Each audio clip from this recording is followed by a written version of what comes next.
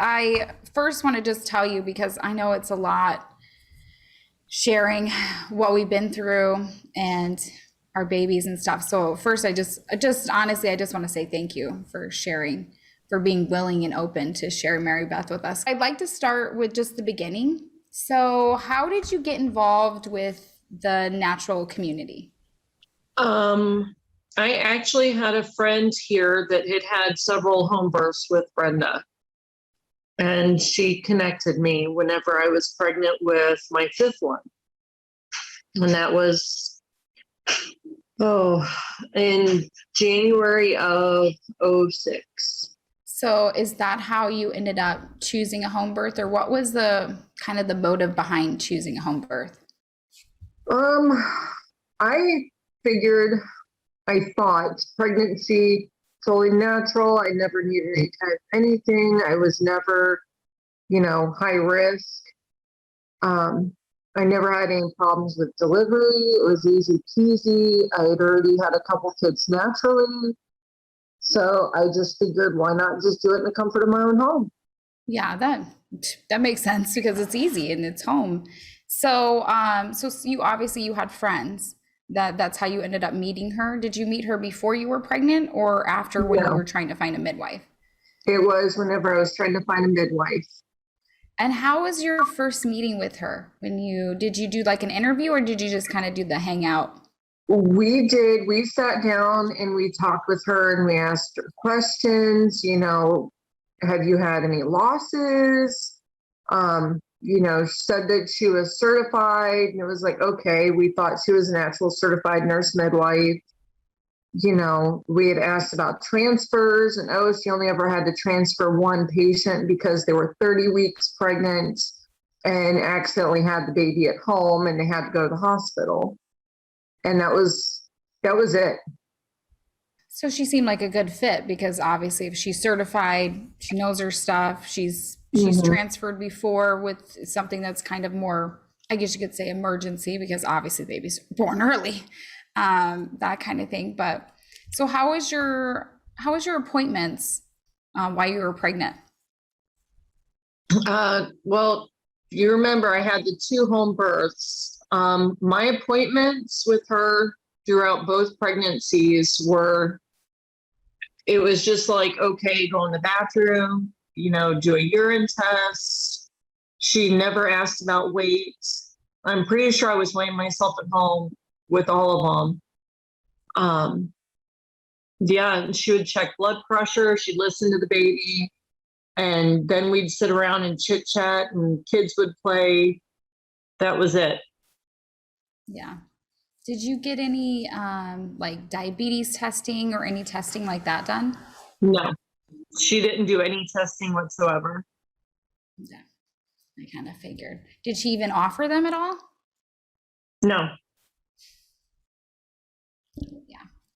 she said she could refer out to OBs because I did have one ultrasound when I was pregnant with Mary Beth because she found two heartbeats and she wasn't sure if I was carrying twins or not. And at that point, I think I was thinking like 32, 33 weeks pregnant with her and had the ultrasound and they only found one baby and they never said anything else. And never went back, never got anything checked, I'm guessing. So that was it. Mm-mm. Nope, they didn't see any kind of problems. Mm, okay. Okay, so what happened so pregnancy is going on, it's normal as far as you know, and then you get to the end. How was right at the end when you're going into labor? Was everything normal and was she there for you? With Mary Beth, no, she was not there. I was keeping her posted. I let her know when I was having contractions on June 4th. And I wasn't even all that concerned about the contractions. I took my daughter to ballet in labor.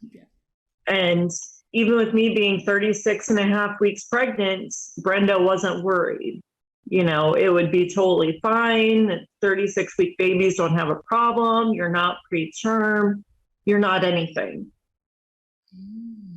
And then whenever it came time for the actual delivery, I called her and told her that the baby was definitely coming. She needed to hurry up and get to my house. And then my husband ended up having to deliver the baby. So she wasn't there. So when did she show up?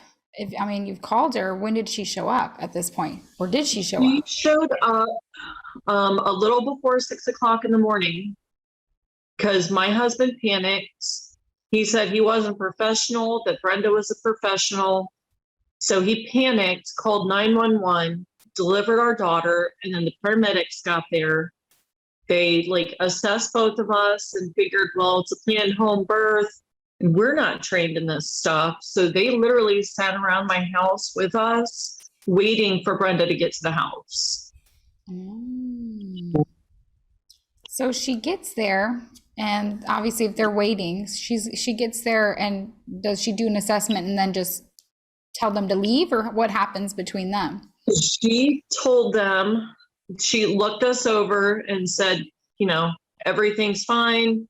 Everybody's healthy, natural, normal. And said that we did not need to be transferred to a hospital. There was no need for it. And they said, okay. And we all trusted her judgment. Yeah.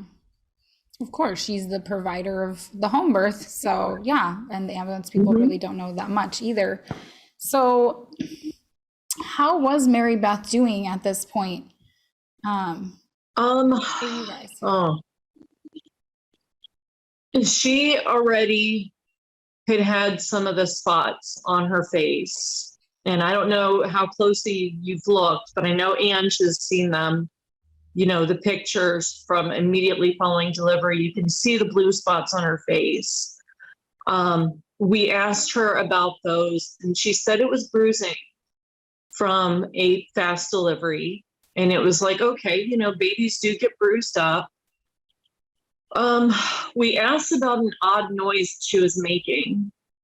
And Brenda said, it's just mucus in her airways and it'll work itself out. She was kind of tired.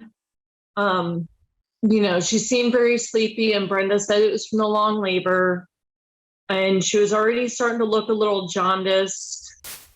And Brenda's like, just put her in the window, let some sun in.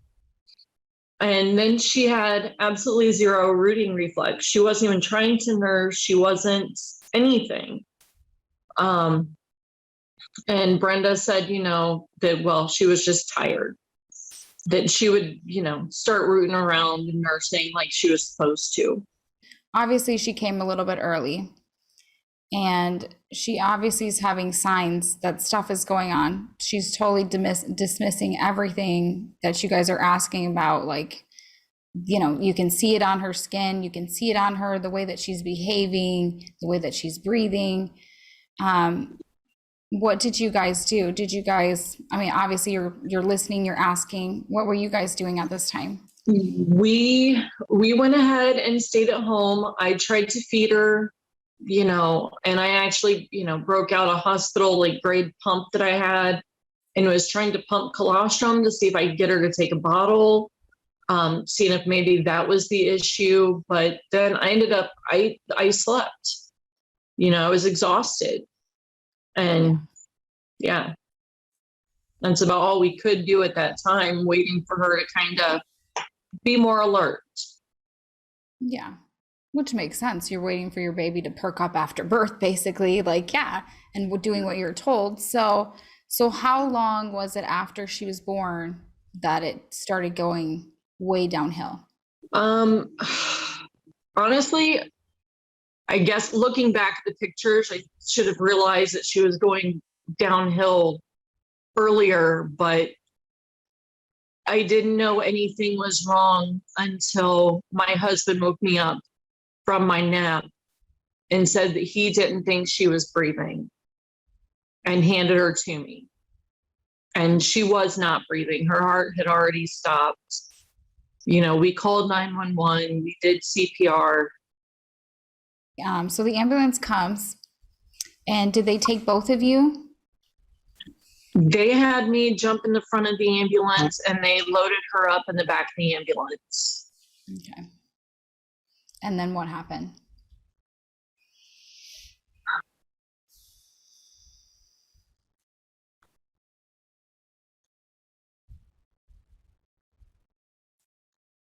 We got to the hospital. They put her in one of the little bassinet, little plastic things they have there at the hospital. They were trying to get her heart going again, giving her shots of epinephrine. You know, they had already done the tube in her mouth. And the nurses, everybody had me sit in a chair, like waiting right outside of the room at the ER. And like watching this like crowd of people around her. Now, at any of this point of all this stuff going on, did you guys message or call your midwife at all? No. Because obviously she failed. You've already had stuff and she should have just sent you in. So after all of this, how long, I had to say how long was she in the hospital, but I know that's kind of how it They is. worked on her for probably, I would have to guess 20 minutes or so, trying to get her going again. And they had already given her, I think it was like her second shot of epinephrine. And they said they'd already done this and they were trying everything they could.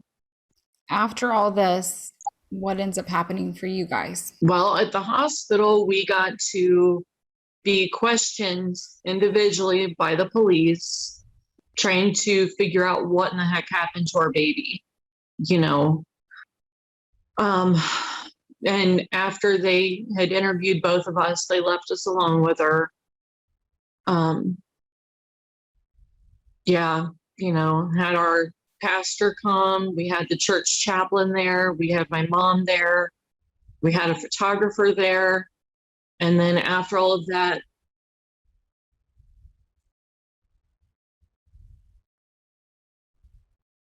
I had to hand her over to the ME.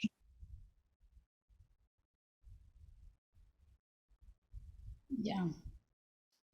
Did you guys get very long with her?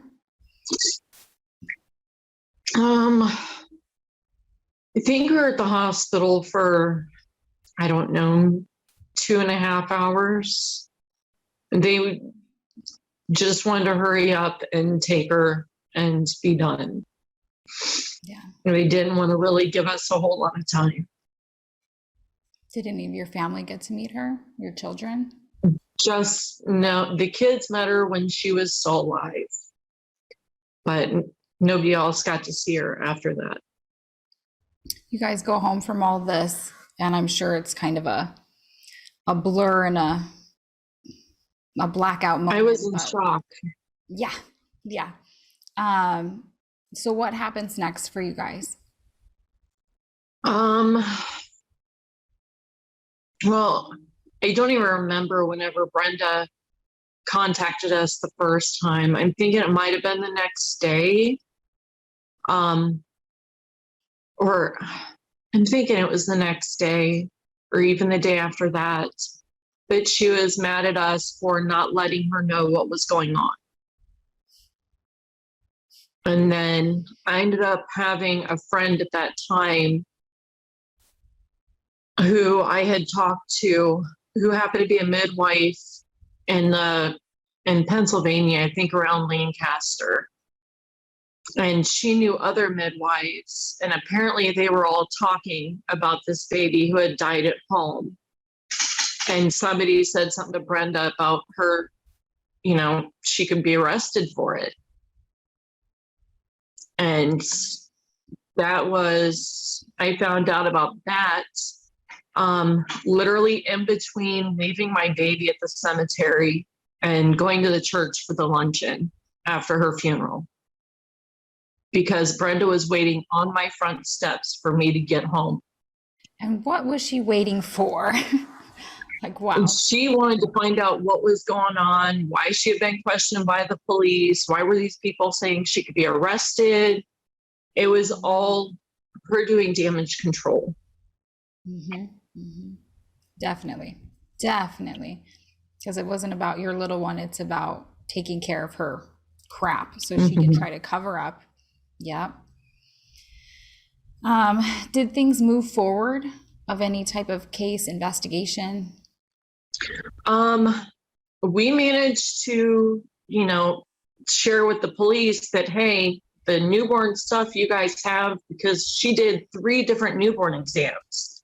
She did one for us, one for the police, where she literally had crossed out like my gestational age or like how far along I was, and had rewritten in the weeks that I was. Oh. Yeah, or was the like pregnancy papers or whatever. And the newborn exam, she lied, said that she told the father to call 911 because she wasn't going to be there. We found out about the one she gave the police, and then we showed them the one she gave us. And then she made up a whole other one to give to the police. And it was in November. And I was calling that police detective all the time. And he said that yes, it would be considered a negligent homicide because her negligence led to my daughter's death. But he's been talking to people and he's just not going to go on a witch hunt to prosecute her. Which means the community did their damage control, literally, and talked to the people that would be investigating the case, which is really, really shitty, because that's just like, let us something go forward and go from there. But so did you guys get an attorney or do anything from there? I talked to a couple attorneys, but nobody would take our case because she didn't carry malpractice insurance. Yeah. So we were up a creek. This one's kind of a different question because it's been a little bit since all this stuff happened. You've shared your story. Have you talked to anyone in your state or done anything that would be kind of changing things or making some type of awareness of what's going on of this? Yeah, I've talked to people, and I mean, people seem interested in trying to create laws or whatever, but they don't do anything. Yeah. It's a long, hard road to put laws on midwives. Like, yeah, obviously there was a case there, but nobody wanted to take it. They didn't want to go that far because it's, and then attorneys don't want to take it because there's no money in it. Like, attorneys just don't take our case because there's no malpractice. After all of this, how were you guys dealing with all of this? Were you guys getting any help, or was anyone there for you guys? Well, I went to a support group for several years, just for infant loss. And then of course I connected with other moms like myself. And then plus, I have a sister that had passed away years ago.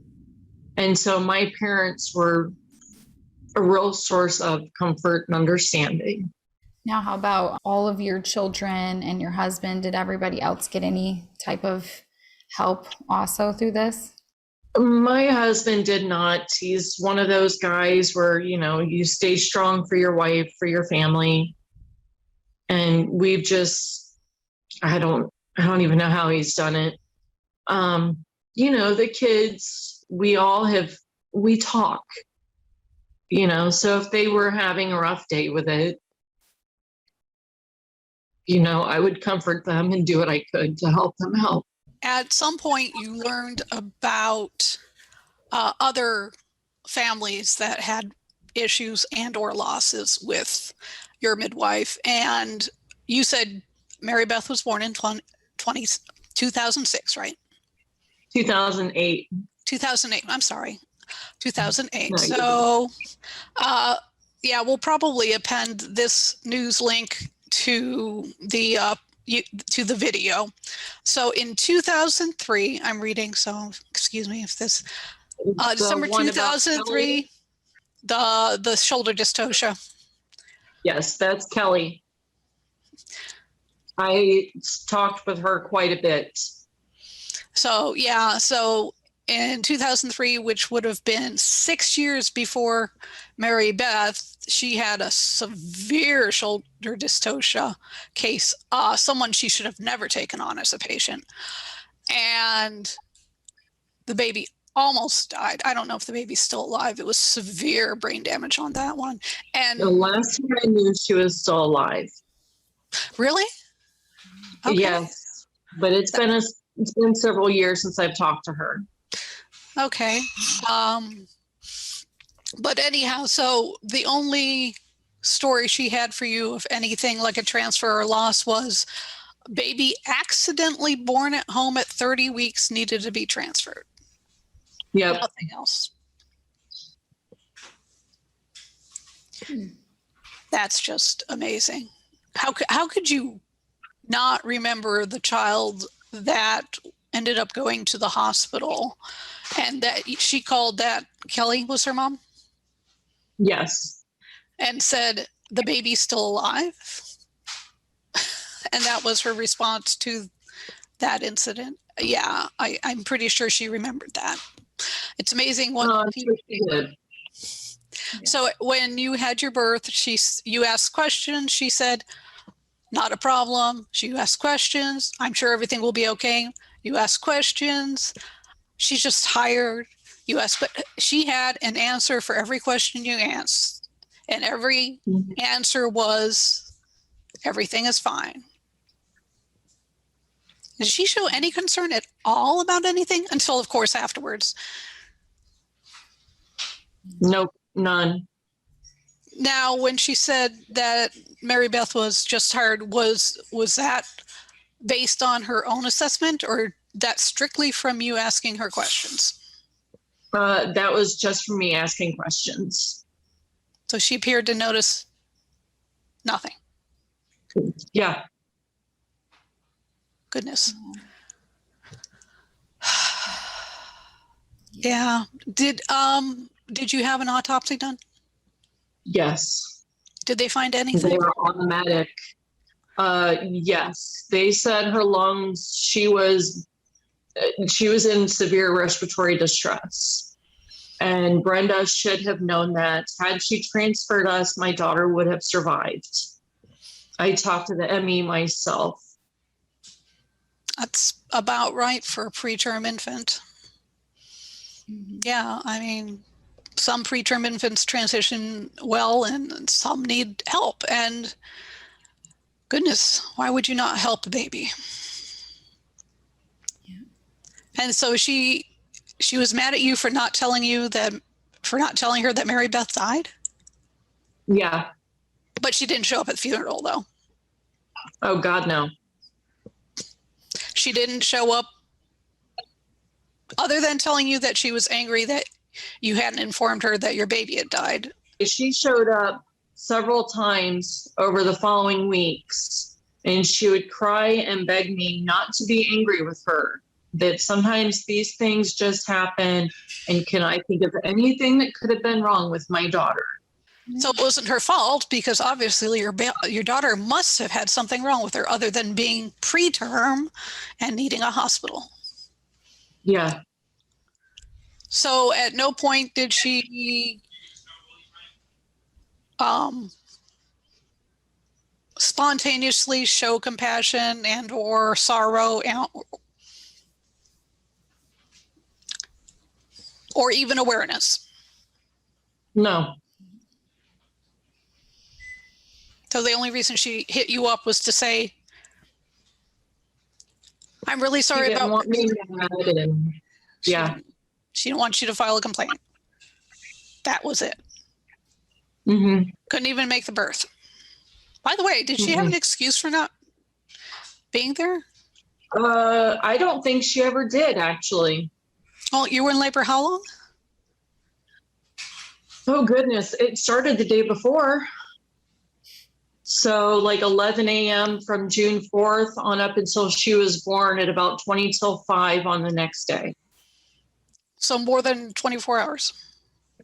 A little less than 24. A little less than 24. And at what Okay, so when did she actually say she was coming? Was that after the baby was born? That was whenever I told her that the baby was coming. That was half an hour before my daughter was even born. And she said she was on her way.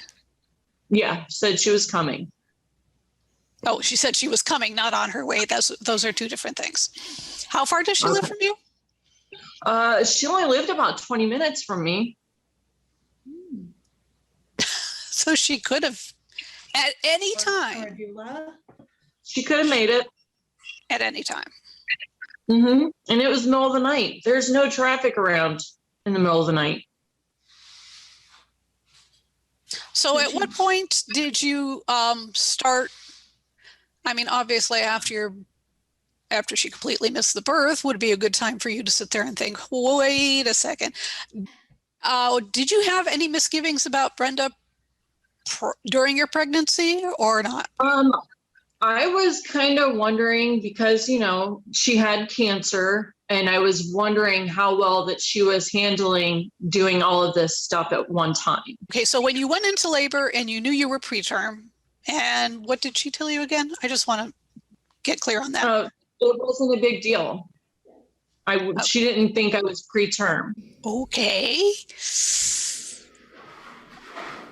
Did that make you wonder about her, or did you just sit there and think, oh, she's a midwife, she knows? I did. I thought she knew her stuff and that I would trust her. Of course, she is the midwife. And when you were laboring and she didn't show up, were you getting anxious, or were you just assuming she'd be there? I figured she'd get there whenever she knew that she needed to be there. I didn't think that she'd get there, waltzing in an hour and a half later. But I figured she'd at least make the birth. So Mary Beth was born and she got there how much later? It was around 6 o'clock in the morning. So an hour after? A little over an hour. But it had been over an hour and a half since I had called her. Did you call her after Mary Beth was born, or try to? Because these weren't. No. Okay. No. Just checking. No. You had other things on your mind. Yes. Other than where the heck my midwife is. The friend or friends who had used Brenda as a midwife, did you hear from them after Mary Beth's birth? Actually, that friend stopped speaking to me. Almost immediately? Damn near. He asked me questions on if I had gotten the death certificate or the autopsy report. And whenever I would say no, that would be it. She really didn't speak to me. And then she literally cut me off for years. So it sounded like she was just being, I don't want to mischaracterize this, so tell me if I'm wrong, a snitch for Brenda? Yes. Okay. Because Brenda was asking her questions. How was things because you were in this world, these are your friends, these are people that are home birthers. What happened afterwards, if they stuck around, or if they were there to hear kind of what happened and then they disappeared, or what happened? They knew what happened. And then whenever I said that my daughter's death was preventable and I was holding Brenda liable for it, they totally turned.